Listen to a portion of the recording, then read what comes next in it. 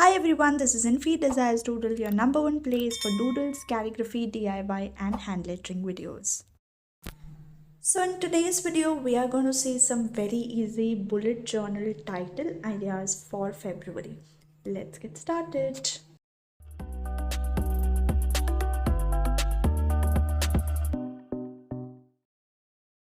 If you haven't checked out my previous video, go check out, link is in the description.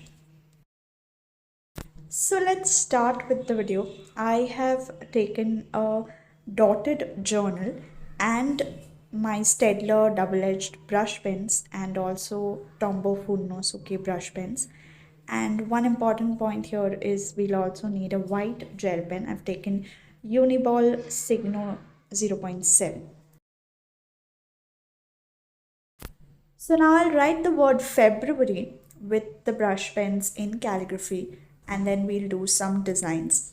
So I'll leave the video with the music. I hope you like it.